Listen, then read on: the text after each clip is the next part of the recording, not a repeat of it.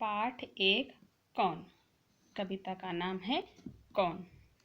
इसमें बताया गया है कि हमें प्रकृति के बारे में बताया गया है कि अगर सूर्य चांद नहीं होते, नदियाँ नहीं होती और पहाड़ नहीं होते, पेड़ नहीं होते तो इनके बिना हमारा जीवन कैसे होता, यानी कि इनके बिना हमारा जीवन संभव नहीं था। जो भी प्राकृतिक संसाधन हैं उनमें मनुष्य भी शामिल है।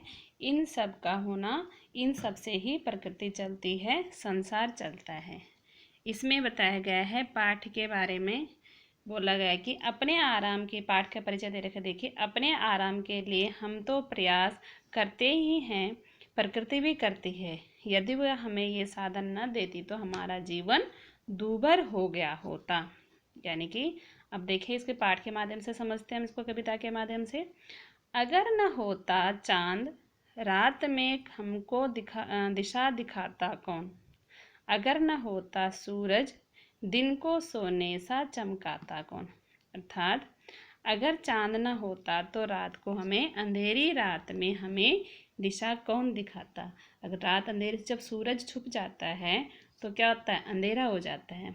और उसके बाद अगर रात को अंधेरे में चांद नहीं चमकता तो हमें दिशा कौन दिखाता, हमें रोशनी कौन दिखाता। अगर न होता सूरज दिन को सोने सा चमकाता कौन। अगर सूरज नहीं होता तो दिन को सोने सा कौन चमकाता। सूरज के खिलने पर अनेक कलियां खिलती हैं, हमारे सारे काम स्टार्ट हो जाते हैं, शुरू हो जाते हैं। तो ये सब अगर सूरज नहीं होता, दिन में नहीं चमकता तो यह सब काम कौन करता। यानी कि हमारे जीवन में चांद, सूरज, इनका बहुत ज़्यादा महत्व है। अगर न होती निर्मल नदियाँ, निर्मल माने स्वच्छ, साफ। अगर संसार में निर्मल यानी साफ नदियाँ नहीं होती, जग की प्यास बुझाता कौन। जग माने संसार, प्यास, उसकी प्यास को।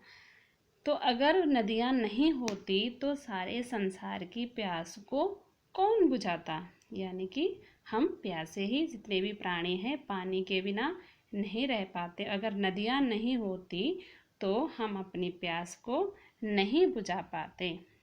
अगर न होते पर्वत मीठे झरने भला बहाता कौन। अगर न होते पर्वत, पर्वत माने पहाड़। अगर हमारे ऊंचे ऊंचे पर्वत पहाड़ नहीं होते तो इनसे झरने जो होते हैं, पानी के झरने, जैसे इसमें दिखा रखा, देखिए पहाड़ से ये झरने निकल रहे हैं। अगर ये ऊंचे ऊंचे पहाड़ नहीं होते तो ये झरने भी कौन बहाता। अर्थात ये झरने तभी संभव है बहना जबकि हमारे ये ऊंचे ऊंचे पहाड़ हैं। अगर न होते पेड़ भला फिर हरियाली फैलाता कौन। ये जो हमारे चारों तरफ ये पेड़ नहीं होते, हमारे वातावरण में आपने देखा है कि जहाँ भी हरे भरे पेड़ होते हैं, हरियाली होती है, वहाँ पे सभी जाना पसंद करते हैं, वहाँ सबको अच्छा लगता है। लेकिन अगर ये पेड़ नहीं होते, हरे भरे पेड़ नहीं होते तो चारों तरफ हरियाली कौन फैलाता। सब तरफ सूखा ही सूखा होता, निर्जन लगता। अगर न होते फूल बताओ। अगर फूल नहीं होते खिल खिल कर मुस्काता कौन। मुस्काता यानी हंसता। अगर चारों ओर हमारे फूल नहीं होते तो इस तरह से खिल खिल कर कौन मुस्काता। सारा जो वातावरण है हमें निर्जन लगता, सूना सूना लगता। अगर न होते बादल नभ में इंद्रधनुष रच पाता कौन। इंद्रधनुष जैसे कि दिखाई इसमें दे रखा है, देखिए यहाँ जब क्या होते हैं, बादल बनते हैं, बादल होते हैं बारिश के बाद, तो तभी जो है इंद्रधनुष हमें दिखाई देता है। तो यही बताया इसमें, अगर न होते बादल नभ में, आसमान में अगर बादल नहीं होते, इंद्रधनुष रच पाता कौन। जो हमारी धरती को इतना सुंदर बनाता है वह इंद्रधनुष को रच पाता यानी बनाता। वह इंद्रधनुष नहीं बन पाता अगर बादल नहीं होते। अगर न होते हम तो बोलो, ये सब प्रश्न उठाता कौन। और अगर हम मनुष्य प्राणी नहीं होते, क्योंकि मनुष्य सबसे ज़्यादा बुद्धिजीवी प्राणी होता है, अगर हम मनुष्य नहीं होते तो इतने सारे प्रश्नों को कौन उठाता। तो अर्थात इस पूरी कविता में बताया गया है कि प्रकृति हमारे लिए कितनी आवश्यक है। हमें हमेशा अपने आसपास जो भी हमारा होता है वो सब प्रकृति की देन है। सूरज है, चांद है, नदियाँ हैं, हमारे ऊंचे पर्वत पहाड़ हैं, हरे भरे पेड़ हैं हमारे, और सुंदर सुंदर फूल हैं, आकाश में बादल हैं। ये सब हमारे प्रकृति को सुंदर बनाने में हमारी सहायता करते हैं। तो इन सब के बिना हमारा जीवन संभव नहीं है।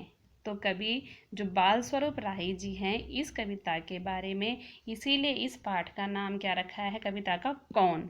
यानी कि अगर हमारे पास ये सब चीज़ें नहीं होते तो हमें क्या बता रखा है, जैसे चांद नहीं होता तो हमें रात को दिशा कौन दिखाता, सूरज नहीं होता तो दिन को सोने सा कौन चमकाता, अगर हमारी नदियाँ नहीं होती तो हम सभी प्राणियों की प्यास कौन बुझाता, पर्वत नहीं होते तो मीठे झरने हमें कौन बहाता, पेड़ नहीं होते तो हमारे चारों तरफ हरियाली कौन फैलाता, अगर फूल नहीं होते तो हमें खिलखिलाकर कौन मुस्काता, अगर बादल नहीं होते तो इंद्रधनुष कौन रच पाता। तो इस प्रकार, और अगर हम ही नहीं होते तो इस तरह से ये प्रश्न कौन उठाता। तो इस प्रकार से इस कविता का नाम कौन इसीलिए रखा गया है कि अगर हमारे पास प्राकृतिक साधन नहीं होते तो हमें सारी सुख सुविधाएं कौन देता।